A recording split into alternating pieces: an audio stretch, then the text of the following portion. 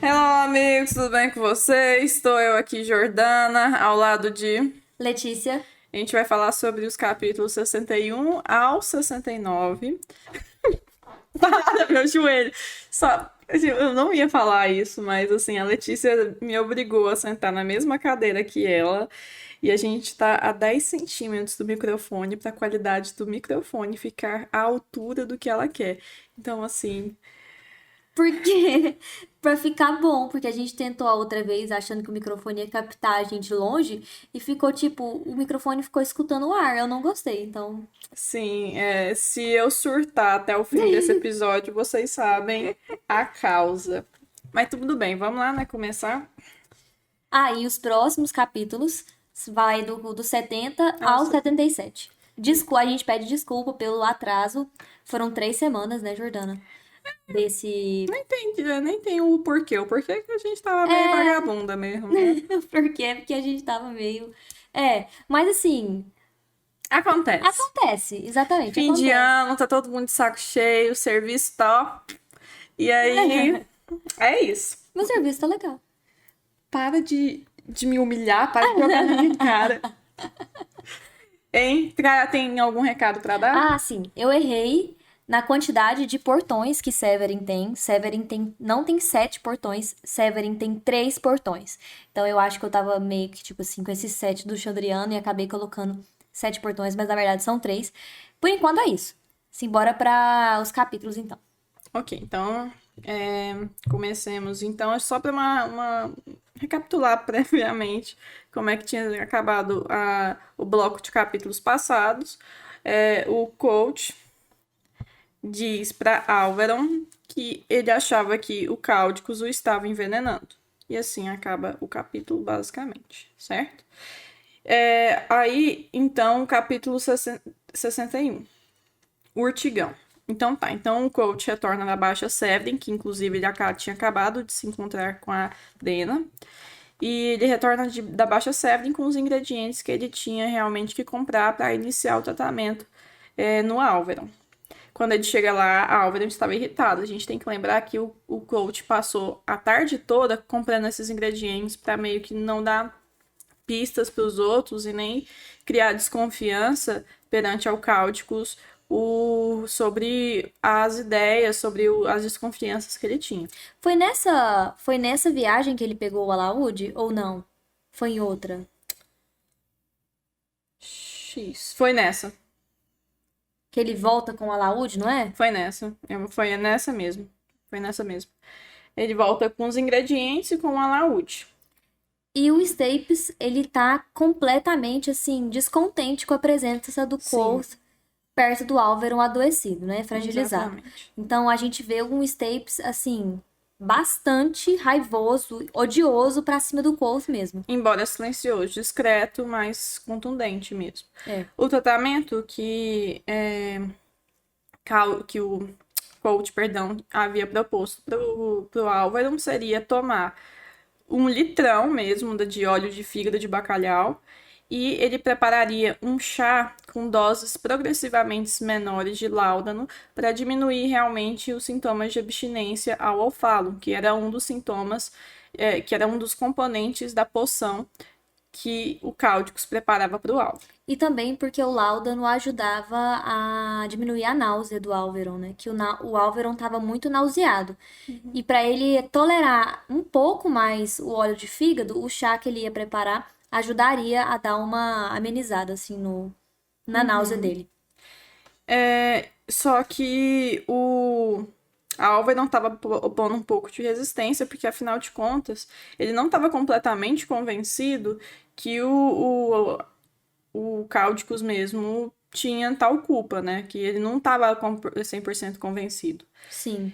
E aí, E mesmo o Quoth, ele, nesse capítulo, ele externa, na verdade, ele não externa, mas ele pensa várias vezes o quanto ele tem medo do Álvaron morrer nessa noite. Porque ele fala, Álvaron, essa noite provavelmente vai ser a sua pior noite, você vai passar muito mal. E ele pensa consigo e pensa, nossa, talvez essa pode ser que seja a última noite do Álvaron, porque ele tá muito ruim. Aí ele... E ele olha pros ligeirinhos, pros bebe-gotas, e eles estão benzão, assim, tão ótimos. Não mostraram nenhum sinal, assim, de abatimento. abatimento. E uma coisa que o coach estava um pouco preocupado. Gente, a minha chegada vai coincidir com o adoecimento, com a piora do adoecimento do Maer. E se ele morrer, então, provavelmente eu vou ser acusado de tal coisa. Aí ele se lembrou da história do Urtigão, né? Que inclusive é o título do capítulo. Que era um vendedor de poções supostamente assim, mágicas que curariam todos os males do mundo, mas na verdade não passava de um patife mesmo que pegava a fragilidade dos outros e tentava ganhar dinheiro nas costas dos outros, né? E ele percebia que era essa a concepção que Stapes tinha dele, tipo, ele era um moço que tá só querendo se aproveitar da fragilidade do Maer.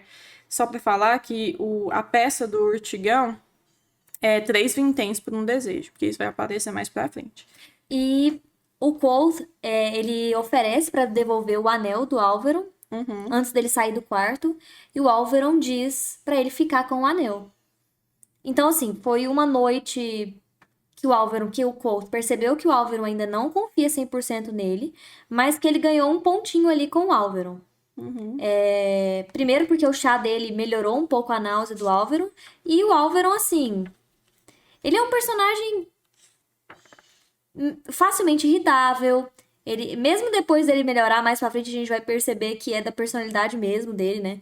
Que ele continua irritado. Então, ele é bem nobre, assim, bem, bem nobre. Enfim, ficou com o anel, provavelmente de ferro, do Álvaron pra ele. Ok. Na verdade, eu acho que isso era no capítulo anterior. Mas a gente Então, não, ele fica com o Álvaron fala, não, eu suponho que você pode ficar com ele. Você meio que fez por merecer. Ao menos por enquanto. Capítulo 62, crise.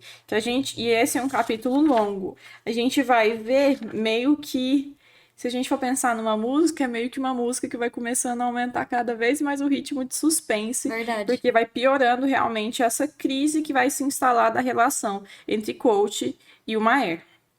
Então lá, Coach vai novamente para Baixa Severin comprar mais óleo de fígado. E só uma coisa que a gente não havia dito é que o próprio Coach tomou 1 galão inteiro do óleo de fígado de bacalhau para convencer o Maer dele tomar também no capítulo anterior. Então ele vai comprar mais galão de óleo de fígado de bacalhau para continuar o tratamento. E ele aproveitou para dar uma passada na rua Tinnery. Só que não tinha ninguém lá porque estava muito cedo. Aí ele tava, então... E depois disso ainda, ele passou um tempo com o Bredon. Eles estavam jogando TAC novamente, e Bredon explica a política do anel, que eram semelhantes às regras do TAC. À primeira vista, as regras são simples, na execução tornam-se muito complicadas. Basicamente é isso. Né? Eles falam, assim... como o Coulter já tá tenso com essa sensação de que o Álvaron pode dar ruim a qualquer momento, e ele tá nessa expectativa do Álvaron da noite seguinte, né? Da noite difícil, ele ainda não teve notícias do Álvaron da pior noite. O Bredon tá justamente falando de uma vez que o Álvaron foi incrivelmente maldoso, assim, malvado mesmo, na punição de alguma coisa que aconteceu, e pôs esse cara num patíbulo, que é tipo quase... tipo uma guilhotina, não? É tipo uma guilhotina, só né? que não tem a lâmina, né? A pessoa só fica presa com a cabeça e com as mãos ali numa tábua, mais ou menos. E a pessoa fica presa lá o dia todo. E aí, pra já, tipo assim, criar um pouco mais de medo no corpo, né? E aí eles falam também da questão dos anéis, eles falam da questão dos cargos duplicados em uma mesma pessoa. Então ele fala que às vezes uma única pessoa pode ter 2 posições políticas diferentes. E ele dá o exemplo do Stapes, que embora pareça só ser o camareiro do Maer, ele é dono de muitas terras. Então o Staples a gente vai ver que ele é de uma família de origens Plebeia mesmo. de origens mais pobres, mas que ele é um homem extremamente rico e ele fala o seguinte: quem ousaria insultar um homem desses?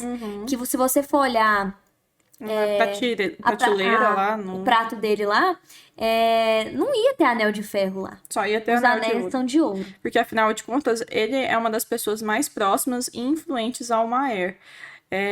Que é uma das pessoas mais poderosas de Vincas, né? Sim, com certeza. Mais à frente, nesse capítulo, Bredon se retira para um compromisso e o coach ficou sozinho lá com seu alaúde. Tocou distraidamente até que em um momento ele percebe que estava tocando o Lamento do Urtigão, que era daquela peça que a gente estava falando anteriormente. E logo depois ele começa a dedilhar a música Saia da Cidade Latoeira. Aí ele fala, só depois que eu fui me dar conta que os meus dedos estavam tentando me dizer. Se o Maer ainda estivesse vivo, ele já teria me chamado. E aí ele começa a arquitetar na mente dele um plano de fuga. Só que no meio desse plano, assim, ele meio desnorteado, bate na porta dele com força. E aí era um menino ali entregando um recado do Maer mesmo, imediatamente, estava escrito. E a gente vai ver que realmente o Colt, a única coisa que impede ele de fugir é, na verdade, ele não ter um plano de fuga, ele não conhecer o território, ele não conhecer a Baixa Severin a ponto dele, tipo, perambular por isso com uma fuga, tipo, eficiente. E aí ele vai pro quarto do Alveron e o Alveron tá claramente, assim, passou por uma noite bem difícil, ele tá esgotado. Mas ele diz que passou bem. Não, sim. O Stapes, ele Tá cada vez mais enfurecido, embora continue calado. Sim. E o Álvaro, embora ele parecesse cansado, dava pistas de que a noite tinha sido muito difícil. Sim. Só que, como ele mesmo dissera, estava melhor do que em muitos dias antes. Ele Estava acha- me sentindo mais limpo. Isso, ele achava que o pior tinha passado, ele tinha passado pela crise. E uma coisa interessante é que a noite poderia ter sido tão difícil que para esconder o odor do quarto, eles colocaram várias filas no quarto para amenizar o cheiro do quarto. Enfim, o Alveron logo volta a dormir. E antes disso ele fala, tipo, olha tanto que os pássaros estão bem, né? Tipo assim, sempre mostrando que tá desconfiado. E ele fala assim, que é da natureza da doença dele ir e vir. Ou seja, a melhora dele pode ser, tipo assim, da natureza da doença dele mesmo, e não por uma Exatamente. intervenção do Quoth. Então ele mantém a desconfiança ainda do Quoth, mas mantém a desconfiança no Cáudicos também. Sim, mas o que a gente vai percebendo é que a credibilidade dele estava piorando dia a dia, né? E aí, o parte do plano era com que o coach fosse pegar novamente o remédio com cáuticos, né? E aí, quando ele bate-lhe a porta, o Cáuticos o cumprimenta. Nosso aspirante a historiador. E aí, ele deixa ele lá na antessala dele, até para ele observar os anéis e tal, né? E pegar os anéis de volta, né? O dele e o do Maer. E aí ele começa a olhar a estante, né? E aí o Cáuticos meio que o surpreende, né? Porque, tipo, por que esse nobrezinho que não sabe, meio burro, né? Tá querendo, olhando nessa estante. Tem algum título que te... algum assunto que você esteja procurando e tal. Aí o coach fala, eu queria saber um pouco sobre os Chandrianos, né? Porque ele pensa, se ele soubesse um pouco mais, né, sobre esses assuntos, ele poderia contar alguma coisa. Se não soubesse, isso simplesmente não arruinaria sua reputação como em outros lugares. E o Cáudicos desdenha muito a pergunta Sim. do Chandriano.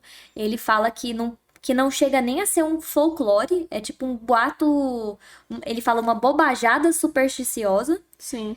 E aí eles começam ao sim. assunto sobre as famílias mesmo, né? Que a família Leclerc era a família que o Quoth queria falar. Exatamente. Ele fala, olha, há de se considerar o sobrenome da família, porque os nomes, eles dizem muito sobre o que aquela palavra significa de verdade. E quanto mais antigo o nome, mais ele se aproxima da verdade. Exatamente. Eu achei essa frase, tipo, importante. O sobrenome Leclerc tem mais ou menos uns 600 anos. Ele é novo, né? Relativamente novo. Mas há 1000 anos atrás, a família gozava de muito poder, tanto poder quanto a família do Álvaro hoje em dia. Parte do que hoje é Vintas, Modeg, os pequenos reinos, já tinha sido da família Leclerc. Só que ele fala que anteriormente a esses 600 anos, a família tinha outros nomes, né? Loeclos, Loclus, Loeloes, que ele diz que naquela época a grafia não tinha tanta importância. Mas todas essas palavras remetiam à mesma origem, falta de trinco ou fechadura. Que é o que a gente tinha falado, né? Lockless. Que a família já era citada, inclusive, 1000 anos antes da queda de Atur. E ele diz que em algum tipo de desavença cindiu a família, que em cada lugar que ela foi, ela modificou os nomes. Em Atur, por exemplo, ela recebeu o nome de Lekki, que era formada basicamente por nobres empobrecidos e que, inclusive, esse nome que teria originado o nome lacaio. No sul, Lechlith, que caiu na obscuridade junto com a família que se mudou para rumo de Modeg, que era Caepcan, uma coisa assim, que também caiu na obscuridade. Então ele fala o seguinte, que teve mudanças no nome, algumas foram para outros territórios, mas a maioria que saiu de Vintas... A maioria ficou em Vintas. Exatamente. Eu falo assim, a grande parte que saiu de Vintas não se manteve. Foi como então, mal sucedidas. Elas foram mal sucedidas. E a Lechless, que ficou em Vintas, se manteve no poder. Menos do que antes, mas ainda tinha alguma notoriedade. Tem um trecho muito bom que o Colt faz o seguinte. Então a família Lockless tornou-se a família Lechless? Que razão teria uma família para trocar de sobrenome? Aí o Cáudicos responde: alguns historiadores cortariam a mão direita para descobrir essa resposta. E aí ele se oferece para fofocar da família Dasno, né? A família do Ambrose. E aí a gente descobre um pouco mais do pai do Ambrose, que ele é viúvo e que ele é um barão de Vintas, ou seja, o cargo dele realmente é... E que ele parece ser um profano, né? Cheio de escândalos. Exatamente, cheio de escândalos. Mas o Colt segura a vontade dele de saber fofocas. Eu acho que ele deveria ter feito. Ah, eu também. Nossa, só o que é 2 minutinhos? Vez. Exatamente. O que é 2 minutinhos ali de saber uma fofoquinha do Ambrose? Pelo amor de Deus, nossa, isso é ótimo. Vacilou. Enfim, ele pede pra manter só nos Lechless e ele observa o Cáudicos novamente fazer as poções. E aí ele tenta observar os elementos, então ele vê que pode ter Ophalum, Quebra-Dente, Muratum. Ele percebe que não é alquimia o que ele tá fazendo. Enquanto isso, o Cáudicos vai contando alguns outros boatos da corte. Então, aparece de novo, vai aparecer esses DeFerre 35 vezes, eles são cheios... Eles parecem ser uma família super festeira, cheia de boatos de namorados novos e tal. Eu então ignorei 34 vezes. Bordel. Nossa, eles aparecem muito. Essa Lady Rezua aqui também, ela já apareceu no jardim. Ela e seu novo namorado. Eu lembro dela. E eu acho que o boato, acho que talvez o mais importante, são os salteadores na estrada do rei ao norte. Né? São os ataques dos salteadores na estrada do rei ao norte. Logo depois disso, o Colt suspeita que o Cáudicos não era um arcanista, mas ele vê o Gilder, toca no Gilder do Cáudicos, pede pra tocar. Não toca nesse momento. Ele toca, ele fala, nossa, ele me pica. Ah, é verdade, perdão, desculpa. E aí ele pensa, meu Deus, o Cáudicos é realmente um arcanista pleno e ele está querendo envenenar o Álvaro. Mas ele ainda fica com a suspeita de que aquela alquimia não parecia a alquimia de Sim, né? Sim, até porque ele fala, não, leva o remédio morno, porque... E aí ele fala, tipo, não, mas a temperatura não é importante pro medicamento, etc. Sim. Enfim, aí ele, mais à frente no capítulo, nessa última fase do capítulo, Colt retorna até os aposentos do Maer e verifica algumas coisas. Primeiro, os pássaros continuam vivos. Os 12 pássaros continuam tão animados, tão vivais quanto antes. Segunda coisa, o Álvaro estava no controle. Ele estava mantendo suas opções em aberto. Ele não confiava no coach, mas também não confiava ao certo no Cáudicos. Ele mantinha desconfiado assim dos dois e o coach gradativamente perdendo cada vez mais a sua credibilidade. Capítulo 63, a gaiola dourada. Então tá, coach a gaiola dourada, que a gente pensa aqui se referindo à gaiola dos passarinhos, né, dos ligeirinhos. Então coach torna a ficar preso... E é do Paul, né? Exatamente, né? Boa. Coach, então, torna a ficar preso em seus aposentos. Ele estava gastando seu tempo com o TAC, né, com a música, que agora ele tinha o seu alaúde, e agora com os mexericos da corte, porque ele descobre que o Cáudicos era um super fofoqueiro, ele havia espalhado para a corte sobre o suposto anedotário genealógico que ele estava escrevendo, aí tinha um monte de nobres escrevendo fofoca para ele. E aí... Ele é chamado, né, na sala do Álvaro. Sim. Chega, o Álvaro já tá mais sentadinho lendo um livro chamado A Prerrogativa dos Reis, Sim. de Fiore, e ele tava lendo em Víntico antigo original. Sim. O Couto ele aprendeu foi temando, não foi? Foi. Víntico, quem sabia, era o... Sim. Ah, era o Sim. Era o Sim. Ele sabia poesia víntica. É mesmo. Porque, tipo assim, eu fiquei pensando, nossa, o Couto bem que podia aprender Víntico antigo com o Álvaro. Eu não sei como é que vai ser, tipo, a amizade entre os dois, mas eu tava torcendo pra ele aprender. Enfim, o Álvaro continuava melhorando e os pássaros, após 3 dias daquela dieta venenosa, continuavam sãos. E ele percebeu que o óleo de fígado tinha sobrado, ou seja, o Álvaro já não estava tendo a mesma aceitação dos remédios feitos pelo Couto como antes. Inclusive, ele preparou o chá de sempre com láudano, né? E aí o Álvaro fala: eu não estou com tanta sede quanto eu achava que estaria. Termine o resto da xícara, sendo que ele nem tinha começado a tomar, não tomou nenhuma gota daquela xícara. Aí o coach foi e tomou uma xícara inteira daquele chá cheio de láudano. Diante de um olhar praticamente sem bondade do Álvaro, né? Exatamente. A gente percebe que os olhares que o Álvaro dá para o Couto, muitas vezes são descritos como, tipo assim, argutos, assim, sábio, inteligente, mas ao mesmo tempo com pouca bondade, assim. Exatamente. Passado esse momento, o coach vai diretamente ao Cáudicos pegar novamente a medicação.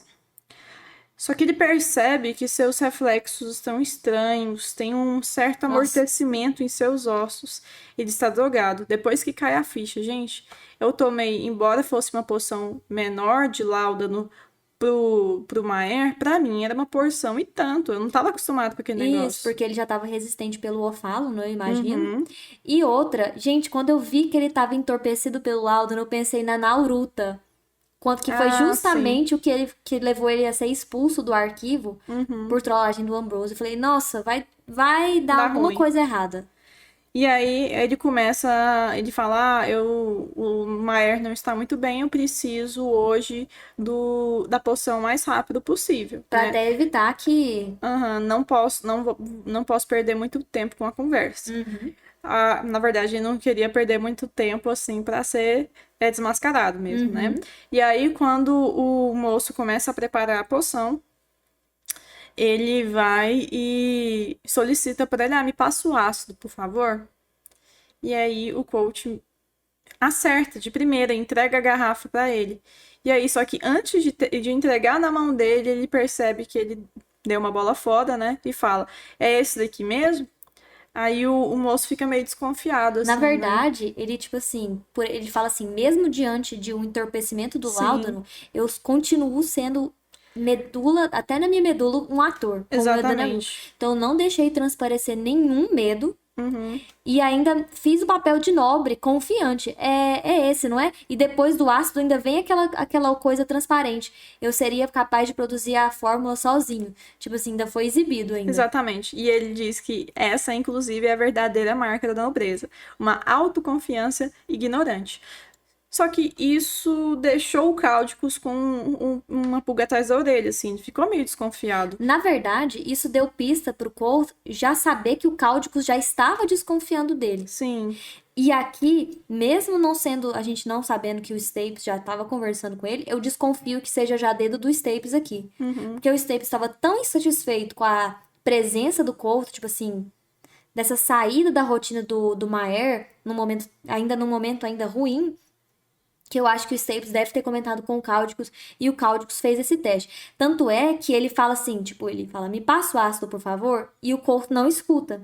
Aí ele repete, me passa o ácido de novo, por favor, aí ele pega o ácido de vez. Então, assim, eu acho que, por exemplo, o Cáudicos poderia ter pensado o seguinte, ele nem tava acompanhando em que etapa eu tava. Faz sentido? Ele não sabia em que etapa. Não sei, fez tipo assim. Enfim, o Colt viu que, independente do que o Cáudicos pensou após, ele tava já na mira do Cáudicos. Exatamente. E aí, o coach percebe que ele tá cada vez andando em linhas cada vez mais tênues e o barquinho dele, sei lá, tá afundando mesmo, né? Então, ele pega um trajeto mais longo mesmo, até seus aposentos, meio que para traçar também uma rota de fuga, para conhecer melhor aquela região. E aí, tarde da noite, ele sai pela janela e caminha até o jardim e de lá até os telhados para melhor traçar essa rota de fuga mesmo. Nesse momento, ele vê que a torre do Cáudicos estava com as luzes acesas. E lá ele percebe que tá Cáudicos e Stapes conversando. De uma forma, assim, bastante ansiosa, né? Os dois. E o Cáudicos, assim, sempre concordando com o que o Stapes estava falando de um jeito bem servil. Aí o coach pensa. Começa a ter uma suspeita ainda maior do Stapes, não, né? Que estava tendo uma conversa particular com o homem que estava tentando matar o Maher. Capítulo 64, Fuga. Tá certo. Então, chega um momento que, nesse momento, está tanto o coach quanto o Cáudicos conversando novamente sobre a família Leclerc. Na verdade, não tá. Né? Quando o Colt, no último encontro, ele pega emprestado é verdade, o livro. Aí é um trecho do livro que ele tá lendo. Aí ele fala, o passado dos Leclerc foi marcado por uma série de infortúnio. Tanto é que poderia ser descrito como luckless, né? Falta de sorte. Se não fosse o incêndio de Caluptena, e isso é a segunda vez que aparece no livro. E eles falam que a coisa pior que os Leclerc passaram foi o herdeiro primogênito abandonando todos os deveres familiares. Gente, eu não tinha visto isso. Sim, esse foi o maior boato dos Leclerc. O herdeiro primogênito abandonando todos os seus deveres familiares. Ou seja, a mãe de Colt. Não sabemos, eu não sei se ela é primogênita. E ele foi tratado no masculino, né? Agora, eu não sei se na tradução do inglês pro português tipo, não sei. Porque tem muita coisa no inglês que é meio neutra, né? Sim, com certeza, o gênero neutro, né? Se não fosse o incêndio de Caluptena, talvez possuíssemos registros que a família Leclerc se equiparasse à Casa Real de Modègue em antiguidade. E tem uma coisa, assim, que eu queria falar mais pra frente a gente vai ter uma teoria que eu queria comentar. Mas por agora, eu quero falar sobre o Savoy. Então, o Savoy, ele é modegando. E no Nome do Vento, o Savoy fala o seguinte. Ele tá num momento de revolta lá com a universidade, de humilhações, ele anda passando por humilhações, tipo assim, enfim. Ele fala o seguinte para os meninos: meu sangue remonta a 50 gerações passadas, mais velho do que a árvore ou a pedra. Então, o que me deixa pensando se o Savoy não é um nobre real da Modègue. Tipo assim, tem um parentesco ali com a realeza de Modègue. E guarda essa mensagem para quando a gente for falar mais da Dena. Porque eu sinto que a Dena usou o Savoy e sua herança familiar, a sua raiz familiar super antiga, para coletar alguma informação.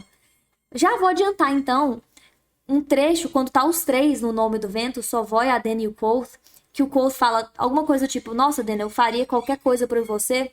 Aí ele fala o seguinte, para ela, especialmente ela o fará buscar uma folha da árvore cantante do outro lado do mundo. O que reforça um pouco a ideia de que ela exigiu alguma coisa do Savoy. E eu tendo a achar que é alguma coisa familiar, alguma história familiar. Até porque mais pra frente a gente vai ver que ela tá coletando genealogias. E eu acredito que lá desde aquele momento ela já deve estar pensando em alguma coisa desse tipo. Suspeita um pouco. Isso me faz suspeitar um pouco. Enfim. Eu tô fazendo cara de fofes agora porque eu discordo. Então pulemos pra próxima parte. Que novidade a Jordana discordando de mim. Tá tudo errado. Vamos. Ah, e outra coisa. Quando o coach tenta novamente sair do seu quarto, dos seus aposentos, já que ele não aguentava mais não ser chamado, o que acontece? Tem um guarda praticamente de frente à porta do quarto do coach. E aí ele fica tipo, quem que mandou você aqui? Ele falou assim, não, tive informações, tive ordens de ficar de olho no senhor pra não deixar o senhor sair, uma parada meio assim. Uhum. Aí fala, não, então tá. Aí vai, volta pro quarto, sai da janela, pula jardim, pula telhado, em cerca de minutos ele consegue sair da propriedade do Maer e vai em direção à Baixa Seven. Onde ele encontra a Dena, né? Dena, assistindo Três Vinténs por um Desejo. que é justamente o negócio do urtigão lá. E aí ele nota que a Dena tá com seus cabelos negros e uma trança. Exatamente. E aí ele fala, poderia ter ficado para assistir a peça, mas eu já conheci o final. Eu achei engraçado isso, que inclusive é o final que ele tá tentando evitar para ele mesmo. Exatamente. E a questão da trança da Dena, é igual, hoje eu postei no Twitter o anel da Dena. E se vocês virem o anel da Dena, vocês percebem que nas laterais do anel, nas laterais da pedra azul do anel da Dena, tem nós também. Uhum. E a desconfiança é que a Dena, de alguma forma, entende a língua do Iliano. Exatamente. Dos nós ilianos. Então, a trança, quando ela se pega usando a trança... Não, na verdade, acho que ela não é nessa parte que ela vê que ela tá de trança, mas ele nota... É um pouco mais na frente. Mas, o anel dela tem nós. É muito engraçado isso. E a gente fica... E esse anel foi aprovado pelo Patrick. Então, assim... Não é qualquer anel. Não é qualquer anel, assim. Quando a gente vê o anel, realmente, então, aqueles nós devem ter, sim, algum significado. Um peso narrativo mesmo. Uhum. E isso... Então, tá certo. Então, eles começam a conversar, né? Eles estavam lá comendo umas uvas. E aí, eles começam a discutir que os dois prosperaram bastante nesse período, naquele lugar. E aí o coach fala, eu estou aqui a serviço do Maer, só que eu não posso falar mais muita coisa a respeito, porque ele exige confidencialidade, certo? Uhum. E aí conversa vai, conversa vem, a Dena fala, eu esqueci de falar, eu não falei pra você, porque na verdade ela tinha enviado cartas que ainda não haviam chegado pro coach, que ele só chegou a receber a primeira, na verdade. E ela tinha escrito 3, né? Que era ela falando que Dena tinha conseguido seu patrocínio formal. Com o Mestre Fecho, né? O que causa uma extrema revolta no Couto, porque ele não gosta do Mestre Fecho por conta daquela violência que ele tinha lá batido nela no casamento. Ele fala, mas ele bateu em você. Ele bateu até deixá-la desacordar, até te deixar desacordada. Ele falou assim, mas como é que você sabe disso? Eu já falei que esse negócio na minha cara aqui, esse rosto na minha cara, foi porque eu caí do cavalo. Ele falou, não, você, quando estava dopada em Trebon, você me confidenciou isso, né? Aí ela fala, olha, isso era realmente pra minha segurança. Eu não posso dar detalhes, mas ele, tipo assim, é o que eu quero, né? É ele que vai me ajudar e tal. E o Colt, nessa hora, fala, mas você nem sabe se você sabe o nome dele verdadeiro. Ela, não, eu suponho que eu sei o nome dele. E nessa hora, quando ela fala isso, ela fala meio encolhida e segura no cabelo, na trança. E nessa hora que ela assusta com a trança. O que me faz desconfiar, às vezes, se o fato dela saber conversar em nós ilianos tem ou não a ver com o Mestre Freixo. Também fiquei pensando nisso, que foi uma associação. Na hora que falou dele, ela pegou na trança. Não sei o que significa. Sim. E aí ele fala, o que você pode me falar dele, né? Quais são os seus negócios? Eu também não posso. E ela meio que fala, meio parodiando o coach, né? São negócios extremamente sigilosos, eu não posso te falar esse tipo de coisa. E a única coisa que eu posso te falar é que ele dança surpreendentemente bem. E que eu estou fazendo uma pesquisa para ele, pesquisando genealogias e histórias.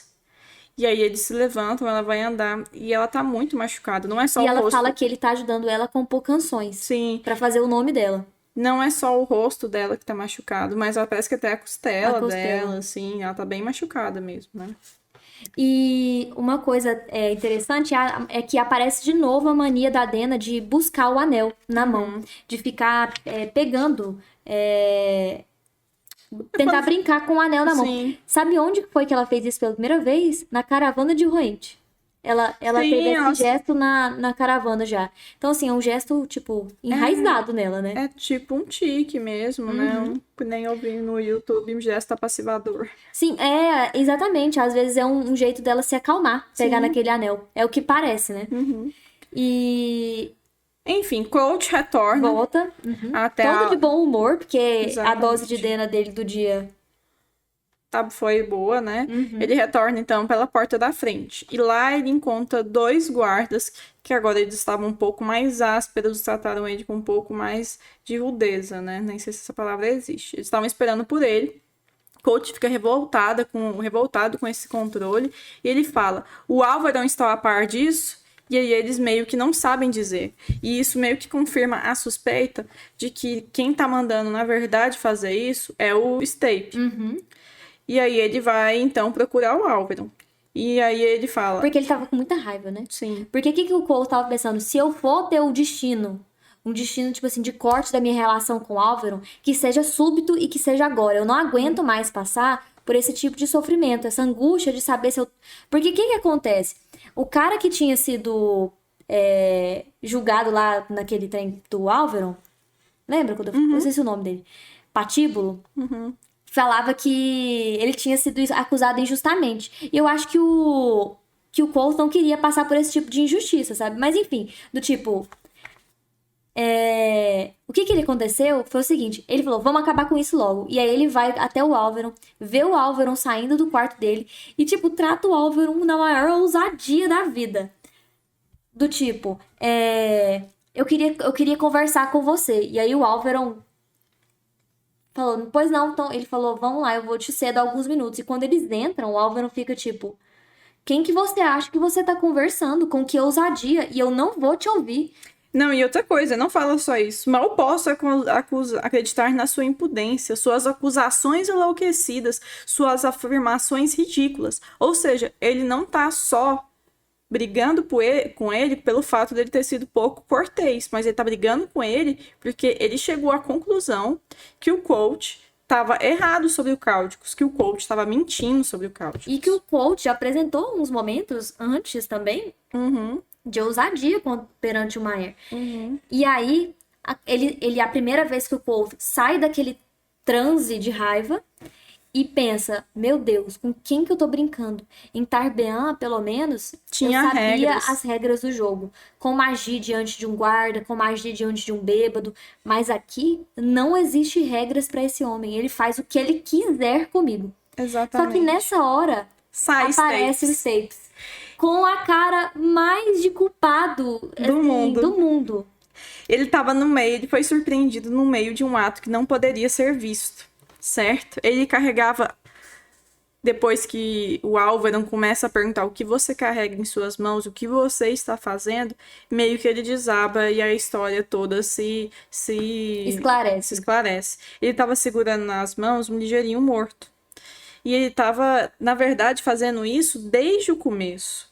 Desde que no dia seguinte que foi colocado aqueles pássaros lá naquele bebedouro venenoso, os pássaros já começaram a morrer. E começaram a morrer em sequência, vários mesmo. Só que o Stapes, ele meio que ficou pegando cada pássaro assim e repondo, porque ele não queria aborrecer o Maier dele, que ele tinha acabado de passar por uma noite terrível, vocês lembram daquela primeira noite terrível da maior abstinência dele. E ele não queria preocupar isso com ele, ele até fala, era como se eles estivessem entregando suas alminhas para fazê-lo ficar bom de novo.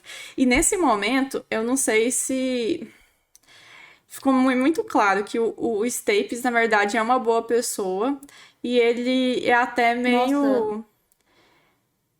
bobinho, assim, sabe? Ele é muito Nossa, astuto, muito sagaz, mas ele é uma pessoa boa no a gente sentido tem de... um lado do Staples, assim, bem mais vulnerável. Exatamente. Nesses próximos capítulos, né? Tanto quando Exatamente. ele, depois, mais no fim do capítulo, ele vai abraçar o Colt de agradecimento. Ele Uhum, chora quando ele é pego, né? uhum, E eu lembro quando eu li a primeira vez esse livro, o quanto de alívio eu senti pelo Colt nessa hora. sim. Porque toda vez quando o Colt chegava na sala e não tinha nenhum ligeirinho morto, me causava uma frustração Sim. tão grande. A tensão ia aumentando Aumentando. mesmo. A gente quer que aqueles passarinhos morram. E é engraçado que o Stapes fica tão comovido com a situação, porque ele estava meio que segurando essa barra sozinho, né? E vendo o Maer adoecendo, que até o próprio Maer abraçou ele assim, sabe? Meio que Fica acalmando ele. tranquilo, né? Exatamente. E aí eles, depois de um momento, o Colt pega, organiza a gaiola, liberta os ligeirinhos que estão lá, e eles fazem uma ceia de jantar, os três. Uhum. É, Inclusive, uma hora depois desse momento que a gente pensa que o Colt vai ser morto, vai ser assassinado pelo Álvaro. pelo Álvaro, eles estão jantando os três juntos dentro dos aposentos do Maer. E aí entra o comandante Dagon. E na hora que o comandante entra, os instintos do Colt fala, meus instintos de Tarbean todos se ligaram. Tipo assim, Uhum, pra eu ficar muito assustado, fiquei muito assustado com o comandante. E aí o Maer pede pro comandante prender o Cáudicos, por traição. por traição. O Colt avisa que ele é um arcanista pleno e pra eles terem cuidado com ele. E aí o Maer com toda a frieza do mundo, pede, tipo assim, não, vede os olhos dele, amarre as mãos, ampute os polegares, tipo, uma coisa bem... E o comandante Dagon só aceitando Sim, senhor. com frieza, Uhum. exatamente. Outra coisa também é que um pouco antes do comandante entrar, o Colt e o Stapes, eles contam a percepção que eles tinham um do outro, e aí eles percebem o quão errado estavam um do outro e fazem as pazes. E nessa hora, o Stapes fala, nossa, mas vocês escolheram seres tão, assim, Inocentes. inocentes pra fazer esse teste, né? Os Calantes não mereciam isso. E aí nessa hora o Cole fala, Calantes? Parece que eu já ouvi esse nome. E aí o Álvaron fala, Calantes é o nome que a gente dá pros ligeirinhos em Víntico Antigo. E Uhum, também é o nome que a gente dá pra família, a casa, né? Do rei Roderick de uhum. Vintas. Família Real de Vintas, exatamente. E aí, então tá, né? Aparece logo em seguida, tipo assim, é engraçado que essa cena toda parece uma grande encenação de teatro, tudo no mesmo ambiente, que acontece uma coisa, entra alguém gritando, depois sai outra pessoa, tipo assim, Uhum. é uma coisa bem encenação de teatro mesmo. Mas enfim, depois entra um tenente assustado, empurrando móveis, inclusive, para fechar a porta. E o Maer fala assim: o que está acontecendo? Né? Aí fala assim: ah, então deu errado a prisão do Cáudicos. A torre estava repleta de armadilhas, foi explodida uma bomba e o arcanista não está mais lá, ele fugiu, né? Aí ele falou assim, nossa, como é que ele fez isso, né? Quando é que ele começou a suspeitar disso realmente? Aí o coach perguntou, você fez alguma coisa diferente nesses últimos dias? Ele falou assim, não, a única coisa diferente foi que não foi você que foi lá pegar a medicação, mas de resto foi tudo normal. Aí ele pergunta, você tem a última dose da poção? Ele falou assim: ah, tem essa aqui. Aí ele foi, entregou pro coach. E o coach vai e coloca na boca, né? Experimenta um pouco Ele daquela. põe na língua, tipo assim, põe um Exatamente. pouquinho. Aí ele fala, que gosto que tinha sua poção, Álvaro? Ela Uhum, era meio salgada, amargo. Ela falou, nossa, a poção tá doce. Então ele mudou, ele fez um teste. E ele, nossa, e ele me perguntou se eu tava bem depois. uhum. Ou seja, ele não só mudou a medicação para ver se o Maer ia questionar Notar. ele, mas o que eu pensei também é que ele colocou dose muito grande de Ofalum, de Láudano, que é adocicado, né? Aquela resina de Denner, e talvez ele esperaria um efeito completamente diferente, como por exemplo uma coma, um entorpecimento maior, mas Uhum. não foi o que aconteceu. E nesse momento, na noite anterior, foi onde provavelmente o Cláudicos fugiu. E aí o Álvaro expressa a eterna dívida que ele tem com o Colt. E ele fala, eu não posso deixar vazar um possível um envenenamento que eu tava sofrendo pra corte. mas saiba que você tem. Eu não posso te dar títulos, eu não posso te dar terras, mas saiba que você tem como é que fala? Uma profunda dívida comigo. Exatamente. Que eu Você tenho tem uma um profunda. Lorde como um aliado. Então, para o que você precisar no futuro, saiba que você tem a mim como aliado seu. E outra coisa, ele falou que ele não poderia falar isso, entregar tais títulos, entregar tais posses, porque isso faria com que ele respondesse perguntas que ele não poderia responder naquele momento, e também porque o indivíduo que estava tentando envenená-lo estava vivo. Isso também criaria uma sensação muito ruim na corte. Nesse mesmo momento, um pouco depois, na verdade, bem pouquinho depois, o Stapes também lhe diz que está extremamente agradecido ao coach e entrega-lhe 2 anéis. Só que é engraçado é que ele entrega esses 2 anéis de maneira muito discreta. Quase realmente. Mas é depois de um abraço, né? Mas foi um abraço, mas Um aperto de mão. Um aperto de mão. E no aperto de mão que ele entrega o anel. Foi quase que uma coisa secreta. Um anel de prata. Um anel de prata e um anel branco. E a gente vai ver que o Bredon mesmo fala que por si só o anel de prata já representa muito, porque, enfim, é o Stapes que tá dando esse anel. Depois um anel branco. É um anel de branco liso. Exato, que a gente vai saber mais pra frente. E aí começa o capítulo 65, chamado Um Belo Jogo. E aí, o Colt, como caiu nas graças do Maer Alveron, ele muda de quarto. Até o quarto dele agora tá mais perto do Alveron. E chega Bredon, o Colt sai da sala para dar o tempinho pro Bredon mexer nos anéis que ele possuía. E quando ele volta, o Bredon volta surpreso por conta dos 2 anéis que ele tinha recebido do Stapes. E ele fala, esse anel de prata já por si revela muita coisa. Agora, esse branco... É uma coisa completamente diferente. Exatamente. Ele fala... E aí ele vai falar das histórias dos anéis, porque o Colt assume. Bom, eu achava que só existia o anel de prata, o de prata, o de ouro e o de ferro. Ele, não. Essa ideia de anéis, ela vem de muito antigamente. E os plebeus, eles também participavam disso. É só que eles usavam anéis de materiais que eles poderiam ter acesso. Grama, couro, chifre. E por fim...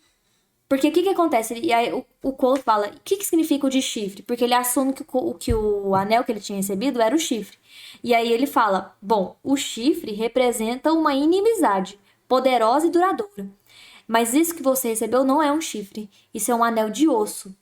E aí o Colt fica, meu Deus, então se eu recebi um anel de osso, eu tô muito ferrado. E muito pelo contrário, o anel de osso representa uma dívida profunda e duradoura. E aí o Colt fica bem surpreso. E é engraçado que esse osso não era simplesmente um osso de uma galinha ou coisa assim. Ele falou assim, e inclusive esse osso foi entalhado provavelmente de um osso de um familiar antigo. Aí ele fala, meu Deus do céu, que coisa bizarra. E aí o Bredon termina de fazer a seguinte recomendação. Olha, guarde esse anel em um local seguro.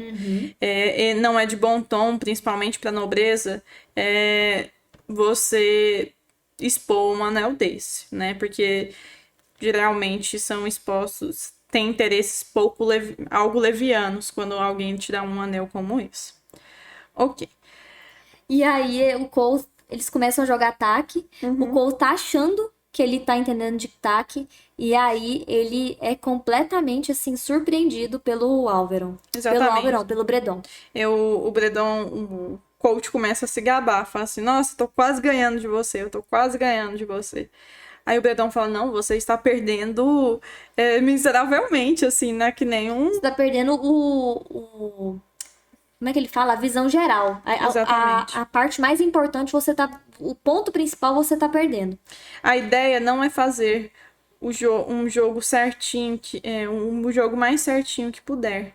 A ideia é ser ousado, ser perigoso, ser elegante. Aí ele continua aqui, inclusive, é um trecho que a gente vai tentar postar. Montar uma armadilha e saber que alguém vai chegar precavido pronto com seu próprio truque e então derrotá-lo, isso é duplamente maravilhoso. A expressão de Bredon se abrandou e sua voz tornou-se quase um apelo. O taque reflete o girar sutil do mundo. É um espelho que seguramos diante da vida. Ninguém vence uma dança, garoto. O objetivo de dançar é o movimento feito pelo corpo. Uma partida bem jogada de taque revela o movimento da mente, a beleza nessas coisas, para quem tem olhos capazes de vê-la. E aqui, nesse momento, que eu acho muito importante, esse daqui eu acho que é um dos trechos mais importantes. Por quê? Primeiro, que mostra mais uma vez que o Bredon não tá lá a passeio. Que o jogo do Bredon é longo, lento e elegante. Que que qualquer coisa que ele esteja planejando... Ele conhece o oponente dele, que ele sabia que o Colt vinha para interagir com ele de uma maneira também, igual ele descreve no taque. Sim. Também como uma estratégia, mas ele vai ganhar ele vai sobrepor a estratégia do Colt com a própria estratégia. Sem o Colt nem ver, coitado. É o que dá a sensação, né? Se o Bredon for realmente uma pessoa ruim. E outra coisa é a relação que ele faz com a Dena nesse momento. O dançar. De novo. Novamente o dançar. Novamente. E aí a gente começa a ter uma percepção de que taque, dança, tá tudo no mesmo emaranhado de manipulação dele. Na verdade, é que a dança e o taque seria um dançar da mente, né? Como se fosse assim. E começa, então, o capítulo 66, Ao Alcance da Mão. Que o Cole estava tocando o alaúde nos seus novos aposentos quando o Maer entra. E aí eles vão falar, praticamente, desse episódio, desse capítulo, eles vão falar mais da Melion. Que a Melion Leclerc é a mulher que o Alveron quer conquistar. E aí ele fala que ouviu falar que a Melion gosta de música e de palavras doces. E aí ele fala, qual que vai ser suas exigências, o que você precisa para escrever. E o Colt fala, eu vou precisar de papel e vou precisar que você me dê liberdade para ir à Baixa Severin. O que é concedido de bom grado pelo Alveron sem nenhum problema. E o que fica implícito também, que a sua inspiração para as músicas seria a Dena. Porque é para isso que ele quer ter acesso à Baixa Severin, certo? E assim, ele vai... né? E encontra com ela na rua Tinnery e fala o quanto a Dena é graciosa. Ele fala que ela é graciosa como uma árvore.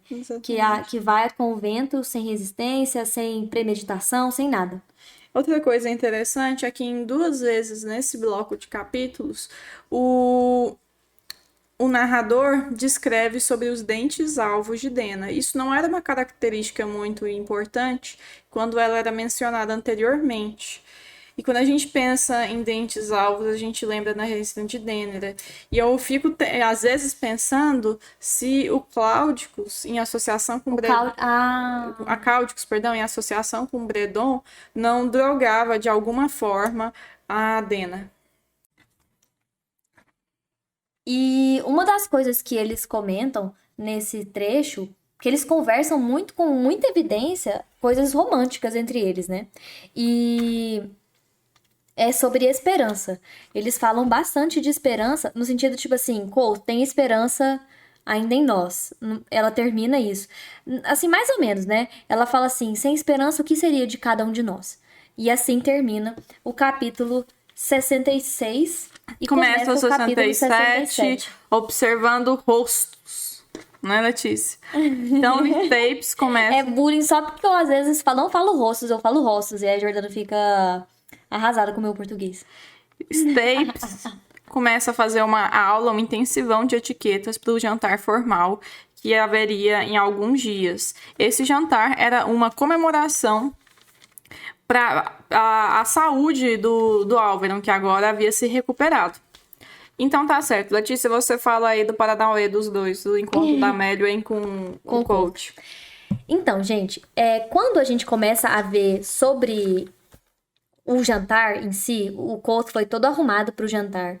E ele fala que ele estava preparado para todos os 6 tipos prováveis de jantar, mas ele não estava preparado para o encontro que ele teria com a Melion Leclerc. O Alveron, ele pôs o Colt para sentar do ladinho da Melion.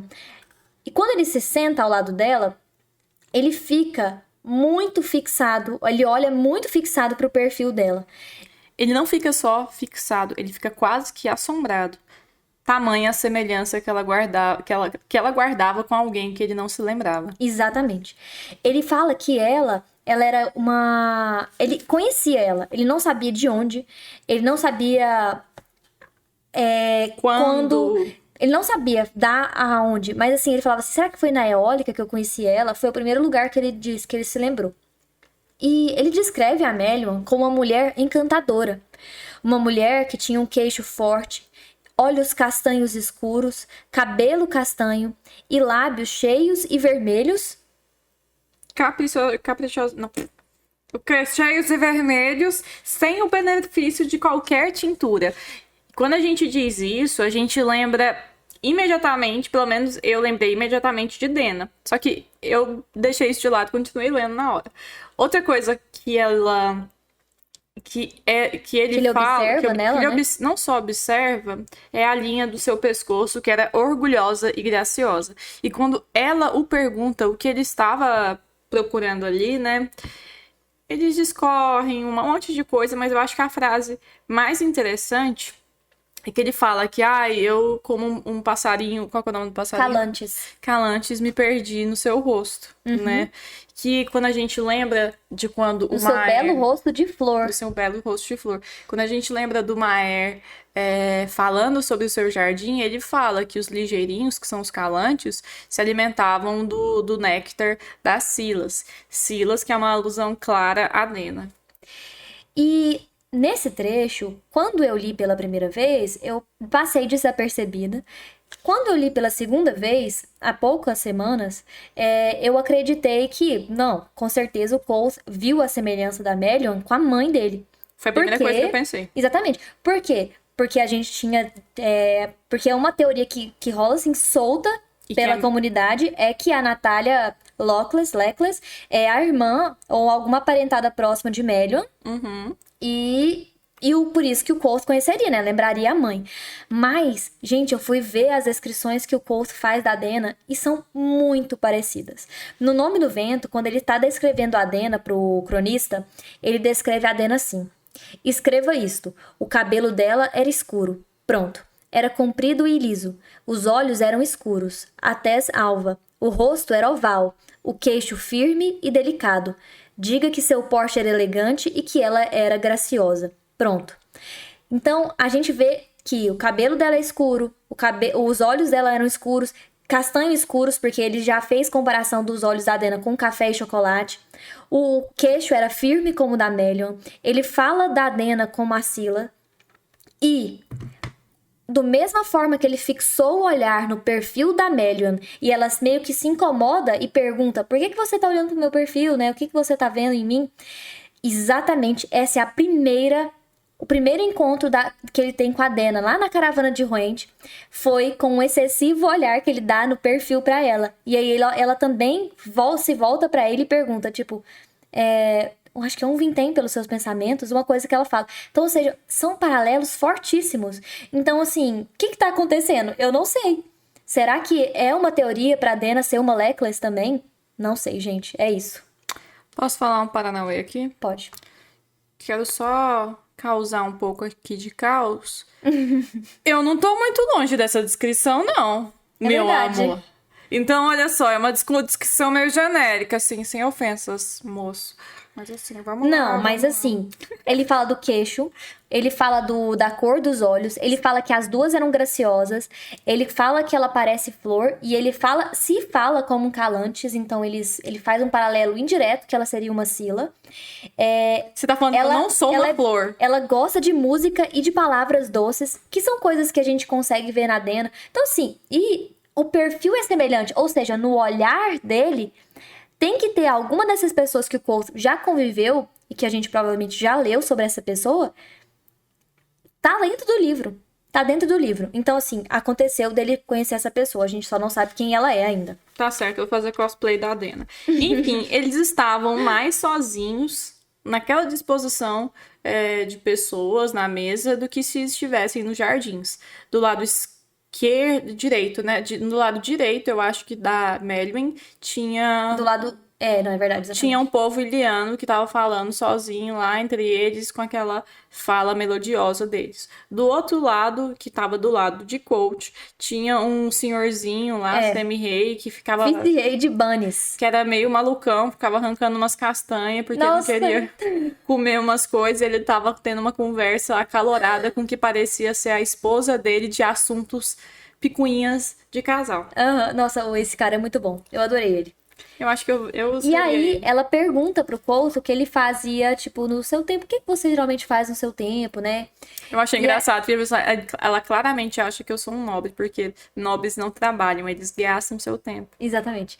E aí ele fala, eu escrevo peças de teatro, eu escrevo sobre genealogias. Aí ele pergunta pra ela, você gosta de algumas peças de teatro? Ela, não, eu consigo gostar. Depende. Depende. Aí ele fala, depende da peça? Aí ela, não, depende dos atores. E aí ele sente a tensão e muda de assunto. Ele fala, como que estão as estradas até Severin? Aí eu ouvi falar que estão cheios de bandidos. Aí ela, as estradas andam cheias de bandido Rue.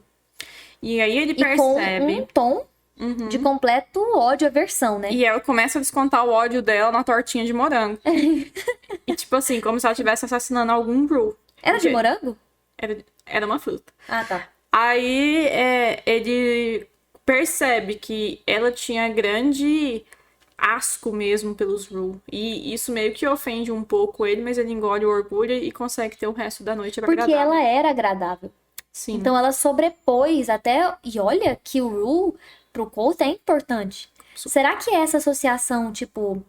inconsciente com a Dena que fez ele perdoá-la? Não sei. Tudo isso me faz assim... Ou porque ele tava querendo arrumar um emprego dele lá, né, bem? Também E tem outra isso. coisa... Mas você sabe que ofender o Rue, o Colt, tipo assim, ele geralmente não tem, assim... Papas na língua. Papas na língua, nossa, não tem. Mas ok, deixa eu te falar uma coisa. E a gente acha que ela tem esse ódio aos Rue, por quê? Porque vai que a irmã dela fugiu com um ator Rue pra depois parir um menino Colt no futuro, né? Sabe, a única coisa que eu acho estranha é porque um menino ruivo não passa desapercebido. Não passa. Uai, não sei, eu acho isso tão peculiar, ninguém é ruivo nesse mundo, só o Colt. Sei lá. E outra, no Nome do Vento, ele visitou parentes. Agora a gente só não sabe que parentes que é esse. Você lembra que ele fala, algumas vezes a gente visitava os parentes? Agora...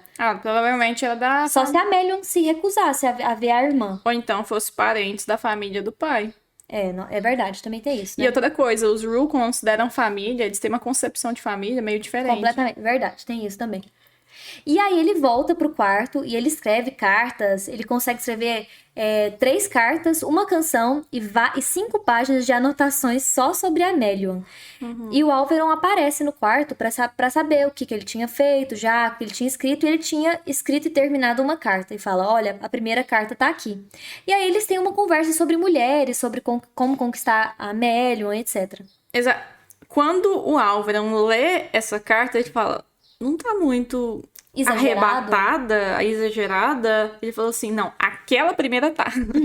Essa daqui tá de boa. Olha só, ele fala assim, mas ela gosta de palavras doces, ela gosta e ela gosta de ousadia também. E ela gosta de ousadia. Aí ele fala, mas você tem certeza que isso vai ser de bom tom, né? Alguma coisa nesse sentido? Ele fala assim, olha, não há certezas nesse campo, excelência. Apenas esperanças. Esta é a melhor que posso te oferecer. E se ela não for conquistada em um mês, ela é inconquistável. Ele fala uma parada meio assim. Porque ele é muito confiante. E ele fala da esperança justamente... remetendo a Dena. A Dena. E eu acho tão engraçado, porque nos próximos capítulos, vamos começar. O capítulo 68, O Preço do Pão.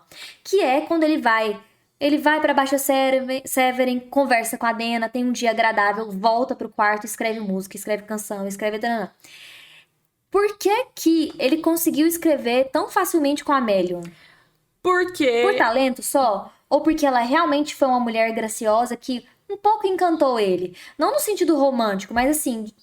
sabe? De um encanto mesmo.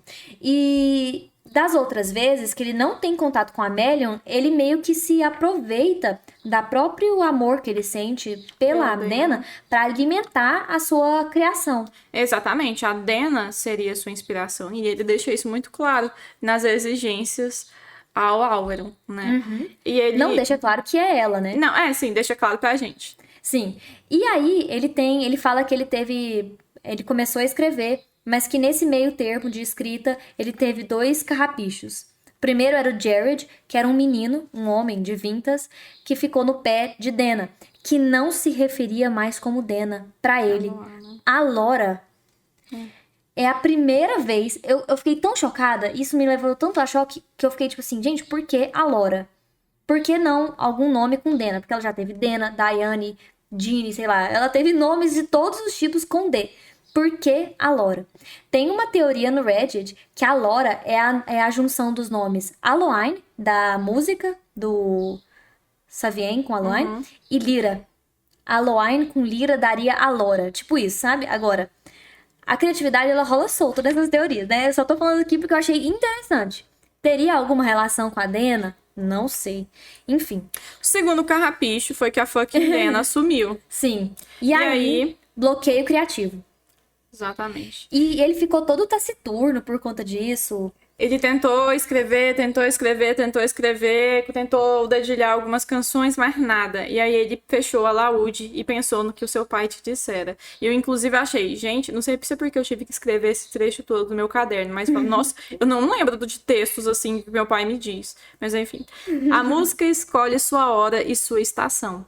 Quando a melodia soa como lata, há uma razão para isso. O som de uma melodia é a têmpera do coração.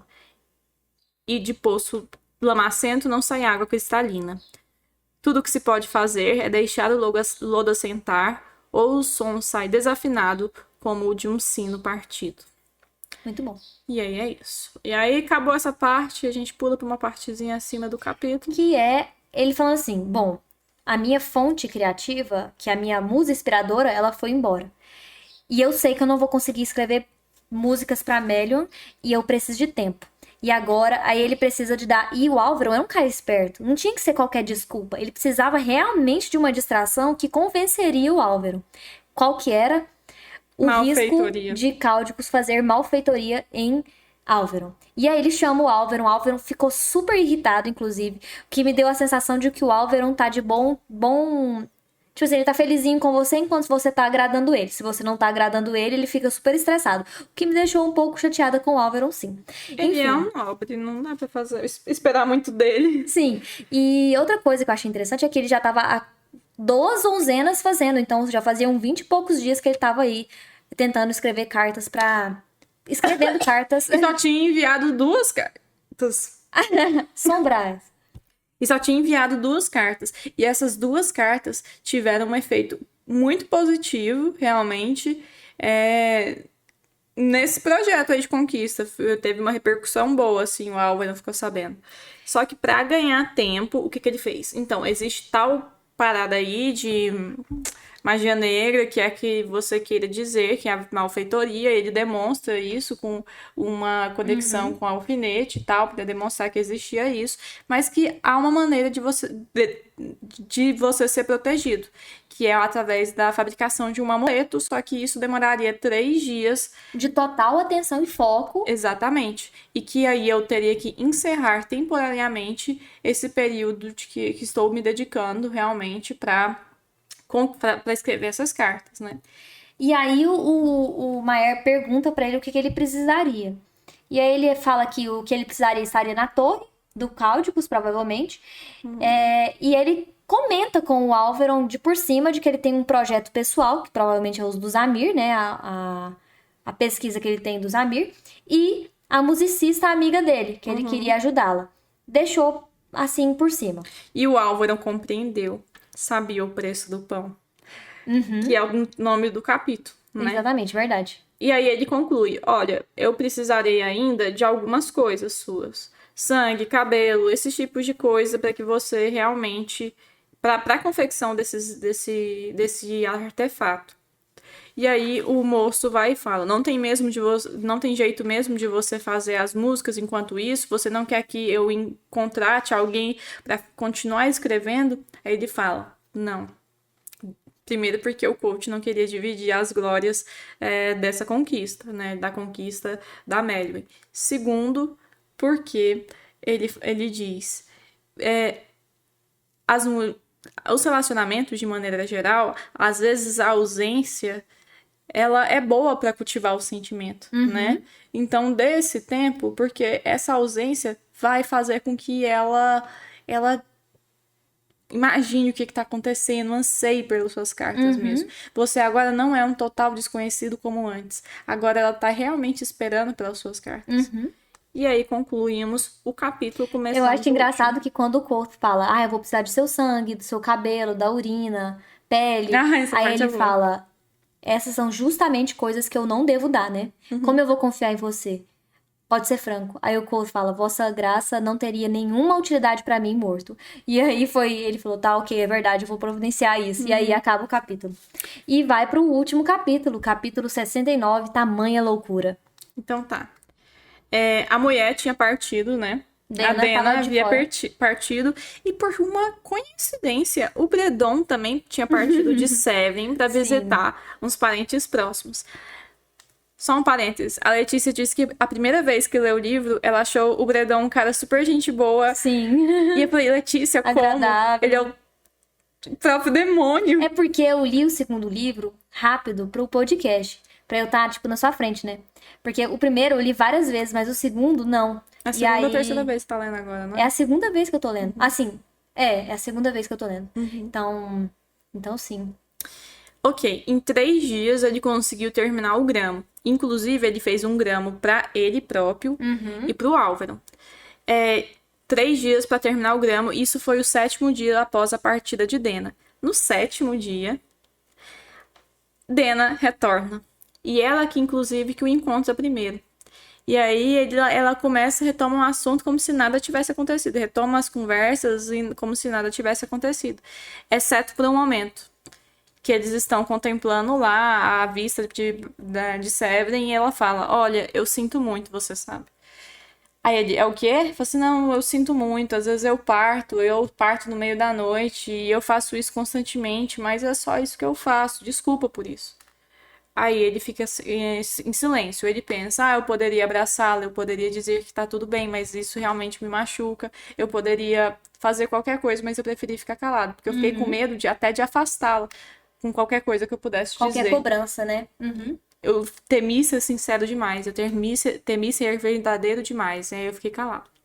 E ele fala que a maior parte das conversas deles eram sobre música, né? Às vezes eles ficavam só conversando e essas conversas geralmente sempre caíam no tema de música.